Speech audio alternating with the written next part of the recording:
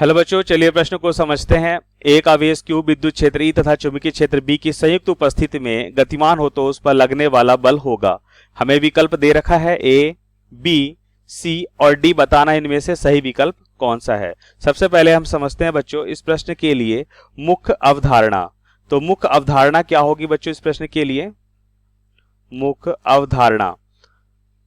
तो इस प्रश्न में हम देखते हैं अगर कोई भी आवेश विद्युत क्षेत्र और चुंबकीय क्षेत्र में होता है तो हम क्या देखते हैं बच्चों, उस पे जो बल कार्य करता है वह लॉरेंज बल होता है। ठीक है, लॉरेंज बल क्या होता है बच्चों?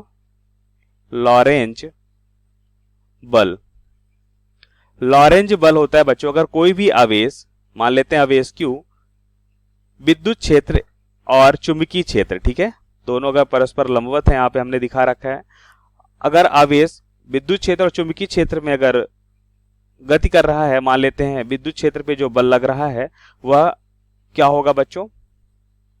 विद्युत क्षेत्र पे लगने वाला बल मान लेते हैं Fe, और ये हो जाएगा बच्चों, हम लिख सकते हैं यहाँ पे आवेश Q और विद्युत क्षेत्र E सदिश रूप में भी लिख सकते हैं। बल की दिशा विद्युत क्षेत्र की दिशा में होगी। अब बात करते हैं बच्चों यहाँ पे आवेश अगर v वेग से यहाँ पे क्या कर रहा है बच्चों?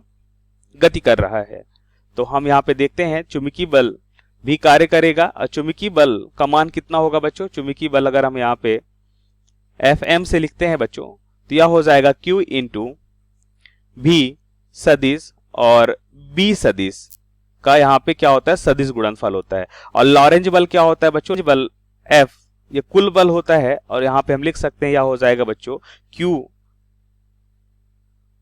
और यहाँ पे हम लिख सकते हैं बच्चों E सदिश प्लस इन दोनों बलों का मान लेते हैं यहाँ पे बच्चों कुल बल ये होता है बच्चों लॉरेंज बल Fe सदिश प्लस Fm सदिश के बराबर। और इस तरह से हम देखें बच्चों तो Q कॉमन करते हैं तो यहाँ पे मिलता है V सदिश और B सदिश का सदिश गुणनफल।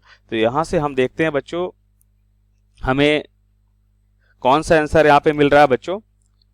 Q इंटू E सदिश प्लस V और B सदिश का सदिश गुणनफल, राइट। तो यहां पे हमारा करेक्ट ऑप्शन कौन सा है बच्चों?